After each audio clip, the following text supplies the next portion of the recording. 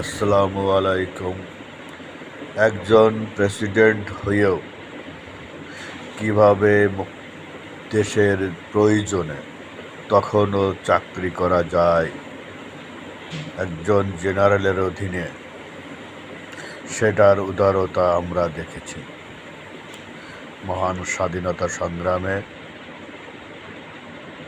Major রাষ্ট্রপতি Ziaur Rahman general উসমানীর অধীনে প্রবাসী সরকারের অধীনে চাকরি করতেন এবং সেক্টর কমান্ডার ছিলেন, অথচ তখনও তিনি রাষ্ট্রপতি ছিলেন।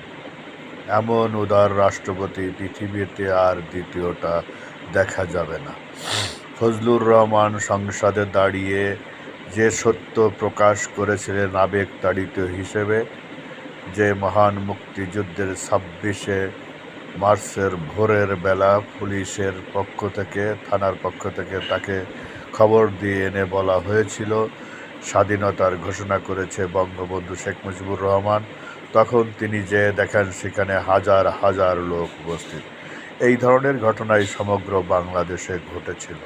কিন্তু উনি সংসদের বিরতির পরে ওনাকে যে বসিয়ে দেওয়া হলো, পরবর্তীতে দাঁড়িয়ে উনি ইতিহাসের সর্বশ্রেষ্ঠ যে মিথ্যাচারটি করলেন, সেটা হচ্ছে স্বাধীনতার ঘোষক শহীদ প্রেসিডেন্ট জিয়াউর রহমান।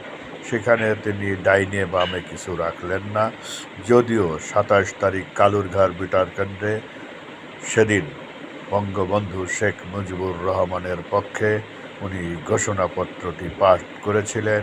প্রিয় দেশবাসী, প্রশ্ন আপনাদের কাছেই রেখে গেলাম। অনেকে বলবার চেষ্টা করে প্রথম প্রেসিডেন্ট জিয়াউর রহমান, সেই প্রেসিডেন্ট কীভাবে মেজর হলেন, কীভাবে চাকরি করলেন তদানীন্তন সরকারের অধীনে, এমএজি উসমানীর অধীনে কিভাবে একটি সেক্টর কমান্ডার হলেন, জাতির সামনে প্রশ্ন। সেদিন তো জাতির কাছে কোনো নেতা ছিল না, অনেকের ভাষায় দিশেহারা জাতি। তার দেশেহারা জাতি আলোর সন্ধান পেয়েছিল। ভালো কথা। মজার ব্যাপার হচ্ছে, যে রেডিও স্টেশনটি ব্যবহার করে স্বাধীনতার ঘোষণাপত্র পাঠ করা হয়েছিল, তার প্রচার ক্ষমতা ছিল 5 বর্গ কিলোমিটার। এখন ভেবে দেখেন, সমগ্র পৃথিবী, বাংলাদেশ কীভাবে সেই রেডিও বার্তাটি শুনতে পেয়েছিলেন।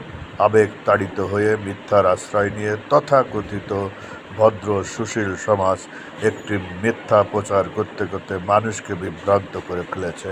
ধন্যবাদ সবাইকে।